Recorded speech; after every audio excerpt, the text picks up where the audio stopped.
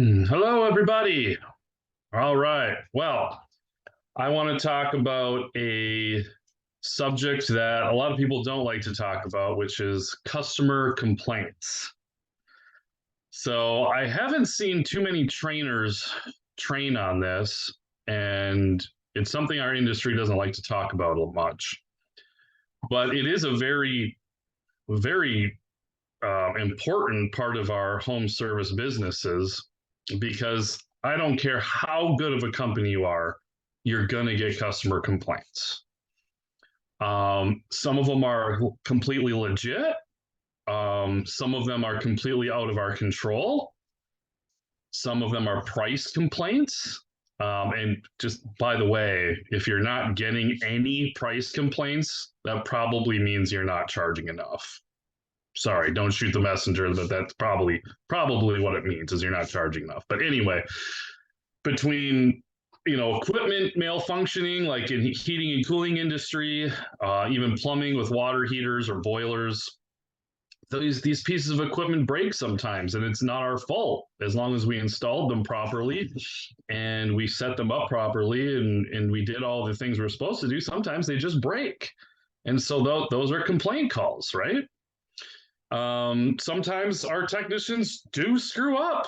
They scratch a floor, they scratch a door, they park in the driveway and they back into a mailbox, or they back into a car. I mean, look, in my business, I've ran into every one of these situations, right? So it happens, and it seems like, and I've never tracked this or have any statistics, but it seems like a lot of times our customer complaints come in streaks. I've noticed that. Like one day we'll get four complaints that come in, and then I won't get anything for a week. And then all of a sudden, one day I get hit with five complaints, and then I'll get one or two and then nothing. Like, I don't know why that is, but it seems like a lot of times they go in streaks. So if you're experiencing that, you're not alone. But let's talk about a little bit of statistics. So when I was a part of our national platform, um, they started some franchises that you know today. The 1 hours, the Benjamins, those organizations, and they did track customer complaints. This was years and years ago, and what they said was 3% of people are going to complain. You're usually going to get 3%, and about most of that 3%, you're not going to probably make happy. So just know that 3% is kind of the norm. And those are usually ones that are out of your control.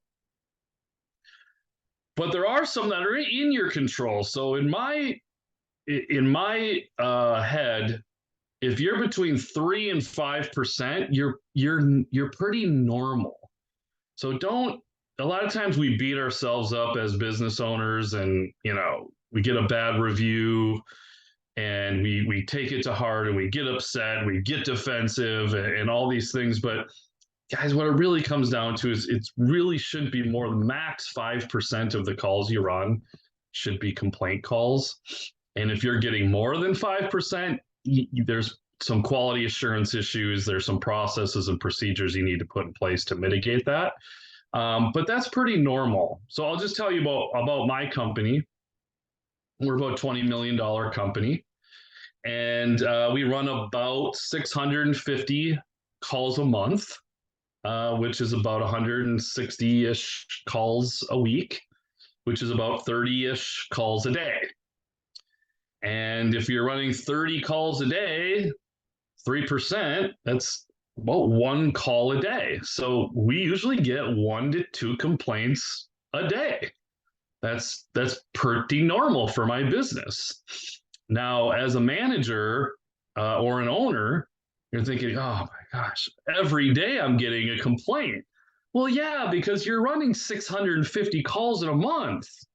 You're running 160 calls a week. You're running 30 calls a day. So one a day isn't that bad.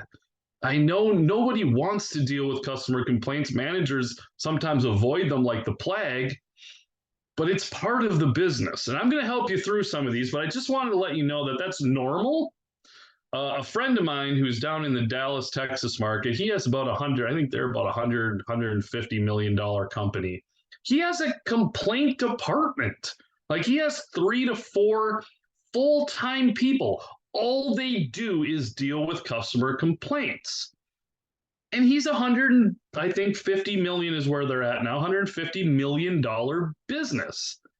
But he's probably at that 3 to 5%. He's just so large that the percentage that months go up. So he's probably getting 20 complaint calls a day, but he's probably running 100 calls a day or more. Maybe he's running 150 calls a day. So if you're getting 20 out of 100, you know what I mean? Like it balances out. Okay. So I just wanted to kind of do a little training here about what I did when I was smaller. I dealt with I dealt with them personally. I personally dealt with all the customer concerns. And here's a couple of tricks that I did. So a lot of times when a customer complaint comes in, I personally feel this is the way they should be handled. I know there's different ways of doing it. This is what worked for me. When a complaint would come in, my CSR would take it and I would have them ask the customer a set of questions. And I'm going to share those with you. So hold on one second. Okay, hopefully I can.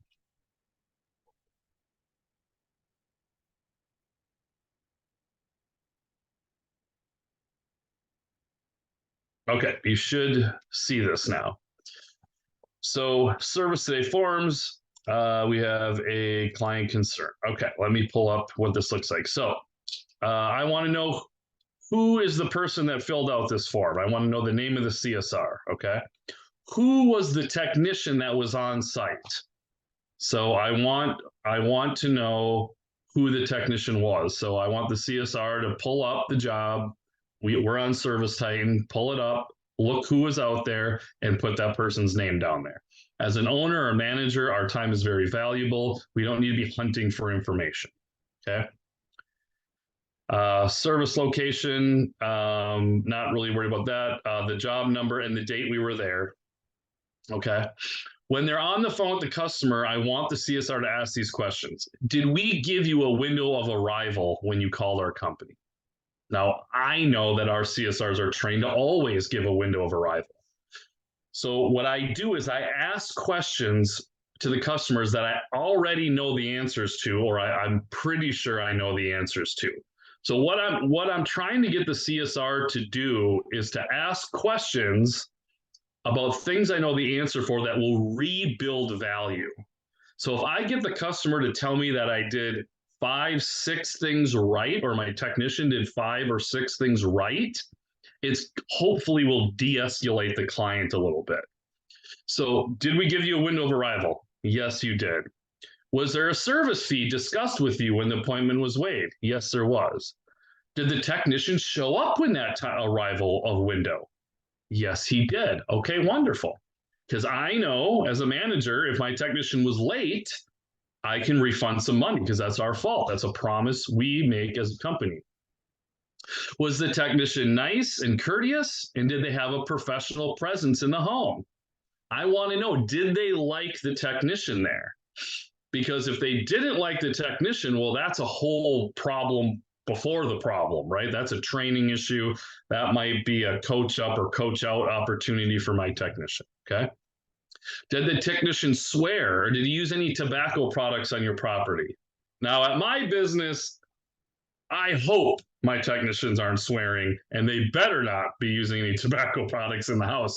But again, I'm trying to let them know that we really care and we want to know if these things happened in your home and to make them think, oh, actually, maybe this company isn't so bad.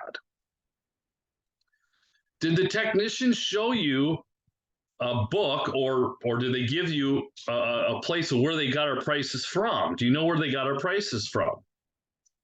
Did we give you an upfront price before we started the work? This is a big one on complaint call, on pricing complaint calls.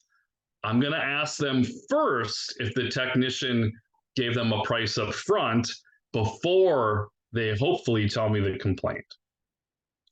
Is every item the technician worked on currently operational? So is everything working up to this point, or do you have something broken in your home as of right now?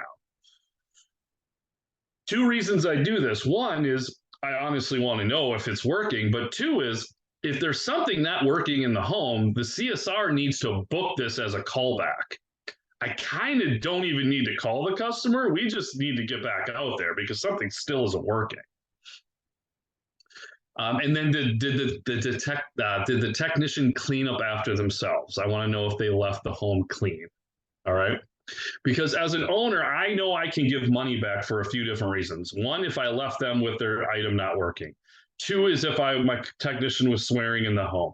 Three, if we did not give them an upfront price. Four, if they didn't clean up after themselves. These are the things I know I can give money back if my technician failed to do one of these items.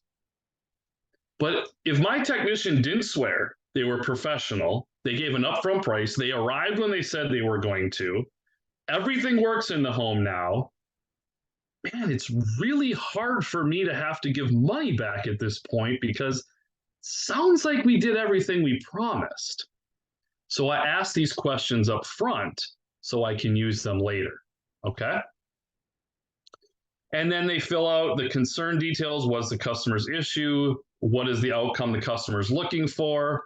Other than price, how can we make our service better?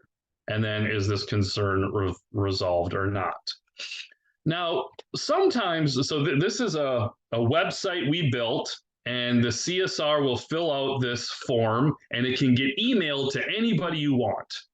So it can get emailed to the owner, to the manager. It could even get emailed to the technician, possibly.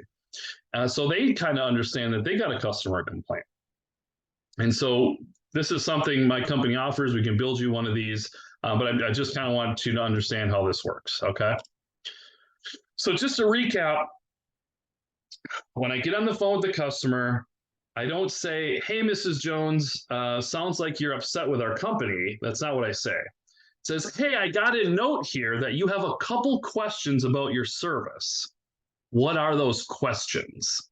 So when I get on the phone, I don't want the customer to know that they're upset. I want them to tell me they're upset, and I want them to tell me the problem. Even if they explain it all to my CSR, I don't care. I'm still going to do that. So, hey, Mrs. Jones, this is Kent with Service Today. I have a note here that we were out at your home and we performed a service, and you have a couple questions for me. How can I help you? And then they'll probably go on a rant. And it's time consuming. It's a time suck. It's not fun. Nobody wants to do it, but we gotta let the customer vent. Let them vent, okay? When they're done, and honestly, this can take 5 minutes, 15 minutes, 20 minutes. I think I've had ones that are over an hour-long rant. And I get it. It is draining and it is demotivating. Like I get it, but it's part of the business, okay? After they're done on their rant, I would say, okay, before I ask you any more questions, before we go into anything more, I have a few questions to ask you. I ask them those set of questions, all right? And that helps de-escalate. Now they've vented, they've told me everything going on, and then I say, okay, I understand. Then I'll start asking them a few questions. And I don't, depending on the situation, I don't necessarily want to always resolve it right now. I usually want to, what I tell the customers, I'm going to open up an investigation on this. That's the term I use. I'm going to open up an investigation on this. I'm going to meet with the technician that was at your home. I'm going to talk to them. I'm going to review the pictures and the paperwork from the project, and then I will get back to you. When is a good time? Let's schedule. Get it scheduled. You don't want to play phone tag with the customer. let's schedule a time for us to get back after my investigation. You know, noon on Thursday, whatever it is. But lock in a time now so you're not playing phone tag, because that phone tag will just upset the customer even more, and it usually doesn't work well. Okay. Then I would meet with the technician, let them know what the customer said, look through their debrief, look at their paperwork. Hopefully they took pictures, and then you can come back to the customer with a resolution. And remember, one of the questions is what resolution would you like? Sometimes they only want like $100 off. And depending on the size of the job, it's like, okay. If you're a larger outfit and the customer wants $100 back, you might even authorize your CSR to go ahead and improve that or approve that. So you don't even have to call the customer. You don't even have to get involved. You can say, anything under $100, anything under $200, you have the authority to go ahead and refund the customer up to that amount. That will hopefully save you some of these small ones, like they're upset with the travel charge, or they weren't happy with a tune-up and the tune-up was $59, something like that, because these are a time suck. They really are for an owner or a manager. And if you don't have to deal with 1 or 2 out of 4, that helps. It cuts your job in half. Okay. So that's kind of what I do. When I talk to my customer, those questions really help. Saying an investigation, I'm going to start an investigation, and it makes the customer think like, oh, wow, you're taking this seriously. Okay, we're getting somewhere. I feel better, right? If it's a pricing complaint, I will tell them, I go, now, Mrs. Jones, I am in between you and the technician. Okay, I'm the kind of the mediator here. It sounds like we showed up on time. Sounds like we gave you an upfront price. You signed to go ahead with the project. We did the work. It's fixed. It's working right now. My technician was courteous in the home. He was professional. He didn't swear. He didn't use any tobacco products. He cleaned up after himself, and he left. I got to tell you, Mr. Jones, I'm having a hard time trying to figure out what my technician did wrong. Can you help me with that? Wow, yeah, I think your prices are just ridiculous. Well, I understand your opinion, but if I'm hearing you correctly, my technician didn't do anything wrong. You just don't like the price. Is that right? Yeah, I guess that's right. Okay, well, when he gave you that upfront price, you signed and said you were okay with it. Let me ask you, what happened after that? Well, I don't know. He was only here for 20 minutes and it was $600. Oh, okay. So you wanted him to take longer to do the job. Is that what I'm hearing? Wow, it's just too much money for such a short period of time. Totally understand that, Mr. Jones. Here's the thing. I could go and hire guys that don't have very much experience, and I could send them out to your home, and they may take 2 or 3 times longer. But I'm assuming you would rather have my best technician go to your home, get it done, even if it's a short period of time, because he's been doing this for 10, 15, 20 years, and get out of the house so you can get on with your day. Because Mr. Jones, if you want, I will put a note on your file for me to send out an inexperienced technician next time. And I'm not trying to be smart about this. I'm not trying to make you, like escalate this at all. I just want to know what's going to make you happy. Our technicians know your time is valuable and they know their time is valuable. And so they try to get it done as quick as they can with doing a professional job. So that's what I say to some customers. The other thing I say is, Mr. Jones, I understand that you think the price is high, but we're having a very hard time finding plumbers, electricians, HVAC technicians. There is a massive shortage in the trades right now. If I don't charge these prices, my competitors are going to steal my technicians. And if they steal my technicians, I can't serve you. So while I wish I could lower the price, I can't, because I'm going to go out of business when all my guys quit. You understand how that puts me in a tough spot, right? Yeah, I understand. Okay. And I don't want to be the bearer of bad news, but it's not going to get any better. In fact, our prices are probably going to go up. So just know that if you want to use our company, we're going to give you the best service possible. And if we don't give you the best service, I'll gladly refund you money, but we're going to give you the best service possible. And I'm going to continue to keep finding the best technicians I can in my area. Sound fair? Sounds fair. All right. Those are the few tips I had. Please let me know if I can help you in any other way. I'm Ken Bull. I own Bull Coaching, and I'm always here to help you.